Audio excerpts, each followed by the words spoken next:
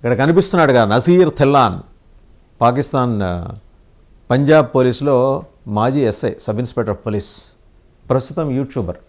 ఇతను ఆపరేట్ చేసేది ఎవరంటే ఇంటర్ సర్వీసెస్ ఇంటెలిజెన్స్, ISI. ఇతనికి సహాయం చేస్తుంది ఎవరంటే మేడం ఎన్, మనం ఇంతకుముందు మాట్లాడుకున్నాం, మేడం ఎన్ షహబాజ్ అని. ఆవిడ ఈయన ఆపరేట్ చేస్తుంది. ఈయన యూట్యూబర్స్కి గాలం వేస్తుంటాడు, భారతదేశంలోని యూట్యూబర్లకి డబ్బులు ఇసిరేసి గాలం వేస్తుంటాడు. ఈ దేశంలో నడుస్తున్న బెట్టింగ్ యాప్లన్నిటికీ సృష్టికర్తలో ఈయనొకడు. వాస్తవంగా ఈ దేశంలో ఉన్న పేర్లతోటి ఈవెన్ తిరుపతి బాలాజీ పేరుతో కూడా బెట్టింగ్ యాప్ వచ్చేస్తుంటుంది. దానికి అలాంటి యాప్ల సృష్టికర్త ఇతను. ఇతని మీద నిఘా ఎందుకు పెట్టాల్సి వచ్చిందంటే జ్యోతి మల్హోత్రా ఇంట్రాగేషన్లో ఆవిడని ఇంట్రాగేట్ చేసినప్పుడు ఈ విషయాలన్నీ ఒక్కటొక్కటిగా బయటకు వచ్చాయి. ఈవిడికి అలాగే భారతదేశంలో ఢిల్లీలోని పాక్ ఎంబసీలోంచి భారతదేశం బహిష్కరించిన డానిష్కి, ఇతనికి, మేడం ఎన్కి, జ్యోతి మల్హోత్రాకి సంబంధాలు ఉన్నాయి. ఈ నెక్సస్ని NIA ఎస్టాబ్లిష్ చేయగలిగింది, నేషనల్ ఇన్వెస్టిగేషన్ ఏజెన్సీ ఎస్టాబ్లిష్ చేయగలిగింది. ఎప్పుడు జ్యోతి మల్హోత్రాని ఇంట్రాగేట్ చేసేప్పుడు ఈ విషయాలన్నీ బయటకు వస్తాయి.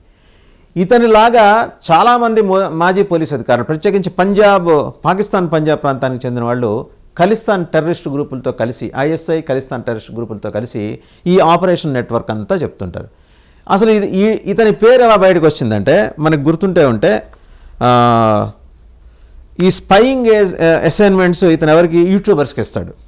ప్రత్యేకించి మన పంజాబ్లో జ్యోతి మల్హోత్రాతో పాటు అతను అరెస్ట్ అయ్యాడు. పంజాబ్లో ఒక యూట్యూబర్ అరెస్ట్ అయ్యాడు. ఈ స్పై రింగ్ని ఆపరేట్ చేసే క్రమంలో నజీర్ థిల్లాన్ ఆ యూట్యూబర్ తోటి, ఆ ర్యాకెట్ తోటి ఆ యూట్యూబర్ని ఆ ర్యాకెట్లోకి తీసుకురాగలిగాడు, చాలా సమర్థవంతంగా తీసుకురాగలిగాడు. జస్బీర్ ఫ్రమ్ పంజాబ్, ఈ జస్బీర్ అనే అతను అరెస్ట్ చేసినప్పుడు ఈ నజీర్ థిల్లాన్ అనే అతని కనెక్షన్ బయటపడింది. ఇతను ఏం చేస్తాడంటే యూట్యూబర్స్ని గాలం వేసి పట్టురావటం, వాళ్ళని లాహోర్లో ఉన్న ISI ఏజెంట్లకు అప్పచెప్పటం, వాళ్ళతో మీటింగ్ ఏర్పాటు చేయటం, వీళ్ళకి పైసలు ఇవ్వటం, ఈ బెట్టింగ్ యాప్ల ప్రమోషన్ కార్యక్రమం అంతా చేసి భారతదేశంలో బెట్టింగ్ యాప్స్ ద్వారా సామాన్య, దిగువ తరగతి, మధ్యతరగతి ప్రజల్ని, పేద ప్రజల్ని టార్గెట్ చేసి వాళ్ళ ఆర్థిక వ్యవస్థల్ని చిన్నాభిన్నం చేసి కుటుంబాలు ఆత్మహత్యలు చేసుకోవడానికి కారణమైన ఒక పెద్ద దుర్మార్గమైన ప్రక్రియలో ఇతను ఇన్వాల్వ్ అయినాడు. సామాన్యమైన నెట్వర్క్ కాదు. మన RTC VC and MD Sajjanar గారు, సీనియర్ IPS ఆఫీసర్, ఆయన మొత్తుకునేది అదే, బెట్టింగ్ యాప్ల జోలికి వెళ్ళమాకండి రా బాబు, దాని వెనకాల ఇన్ని కుట్రలు ఉన్నాయని. ఇవాళ ఎస్టాబ్లిష్ అయిన ఆ కుట్రలు. సరే, వీడి గురించి మాట్లాడాల్సి వస్తే, ఈ నజీర్ థిల్లాన్ అనే వాడి గురించి మాట్లాడాల్సి వస్తే, ఇతనికి డానిష్, మనం ఇంతకుముందే చెప్పుకున్నాం, పాకిస్తాన్ ఎంబసీలో ఢిల్లీలో పనిచేసేవాడు. వాడిని కాస్త ఎక్స్టర్మినేట్ చేసింది భారతదేశం, బహిష్కరించింది. వీడికి ఆ డానిష్కి జ్యోతి మల్హోత్రాకి ఉన్న నెక్సస్ని బ్రేక్ చేసింది. ఆ నెక్సస్ ఉన్నట్టు చెప్పింది జస్బీర్ ఇంట్రాగేషన్లో. జ్యోతి మల్హోత్రా కొంత చెప్పినప్పటికీ జస్బీర్ పరిపూర్ణమైన సమాచారం అందజేశాడు. ఇక ఇతనికి సోషల్ మీడియా ప్లాట్ఫామ్స్ని విస్తారంగా ఉపయోగించుకొని భారత వ్యతిరేక ప్రచారాన్ని, విష ప్రచారాన్ని అలాగా విరజిమ్మేవాడు తన ప్లాట్ఫామ్స్లో. పంజాబ్లో ఉన్న సిక్కుల్ని రెచ్చగొట్టేవాడు. ఆ యూనిఫామ్లు ఎందుకు, మీ మతాన్ని, మీ ధర్మాన్ని మీరు కాపాడుకునేటప్పుడు ఇడిచేసి వచ్చి మాకు మళ్ళీ పోరాటం చేయండి అని చెప్పి ఇన్స్పైరింగ్, వాళ్ళని రెచ్చగొట్టే విధంగా, అంటే అతని దృష్టిలో ఇన్స్పైరింగ్, బట్ ఇక్కడ భారతదేశ ప్రాదేశిక సమగ్రతని దెబ్బతీసే విధంగా, సిక్కుల్లో ఉన్న ఉడుకు రక్తంతో ఉన్న వాళ్ళని రెచ్చగొట్టే విధంగా అతనికి ISI ఒక పని చెప్పింది. దాన్ని చాలా సమర్థవంతంగా నిర్వహిస్తూ వచ్చాడు. ఇతని వెనక మేడం ఎన్ షహబాజ్ ఉంది.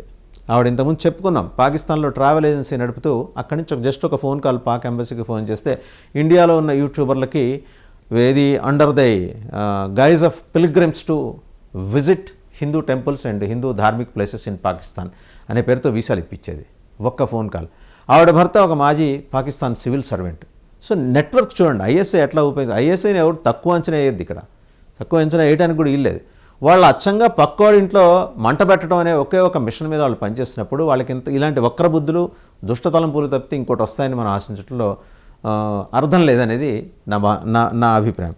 సరే, ఇతను ఏం చేశాడంటే యూట్యూబ్ ఛానల్ని అడ్డం పెట్టుకొని తన ప్రాపగాండా, డిజిటల్ ప్లాట్ఫామ్లో యాంటీ ఇండియా ప్రాపగాండా చాలా బలంగా చేసేవాడు. కమ్యూనల్ టెన్షన్స్ క్రియేట్ చేయడానికి కావాల్సిన మసాలా అలా దట్టించి వదిలేసేవాడు.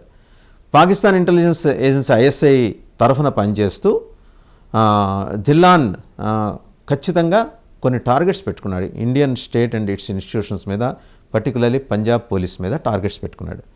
మల్టిపుల్ వీడియోస్ అతను సోషల్ మీడియాలో అతను పోస్ట్ చేసింది. ప్రత్యేకింది అతని sensitive issues like the desecration of the Guru Granth Sahib in Punjab's Kotkapura area. పంజాబ్లోని కోత్కాపూరా ఏరియాలోని గురు గ్రంథ్ సాహిబ్ డీసెక్రేషన్ జరిగినప్పుడు దాన్ని అడ్డం పెట్టుకుని అతను చేసిన విష ప్రచారం.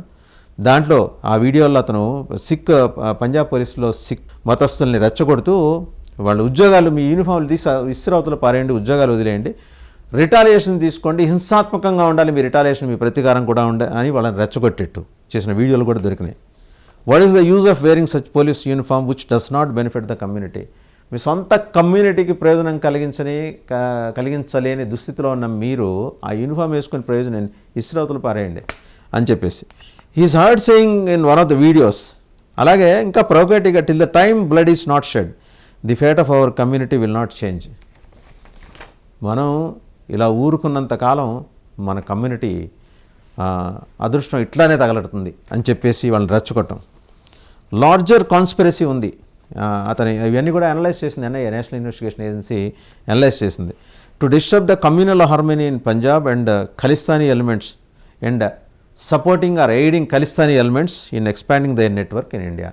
ఇప్పుడు అర్థమైంది కదా పంజాబ్ హర్యానా సరిహద్దుల్లో జరిగిన రైతు ఆందోళనల వెనక ఎంత నెట్వర్క్ పనిచేస్తుంది అనేది. ఇవాళ ఎన్ఐఏ ఇన్వెస్టిగేషన్లో ఇవన్నీ ఒక్కదానికి మనం కలుపుకుంటే వెళ్ళాలి. క్యాస్కేడింగ్ ఎఫెక్ట్ అంటారు.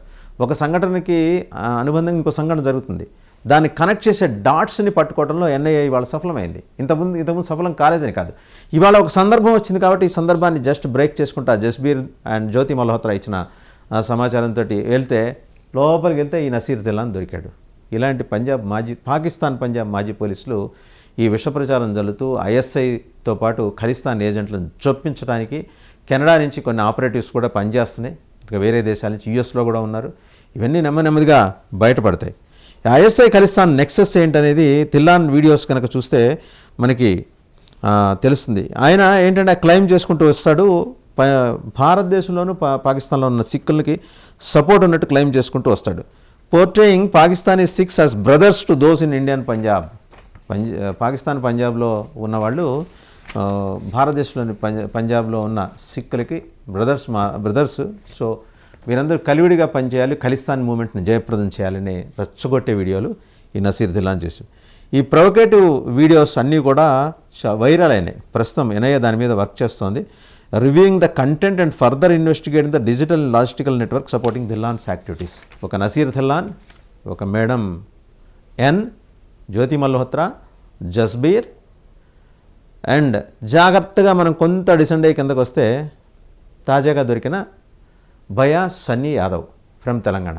ఇదంతా ఒకటే నెట్వర్క్.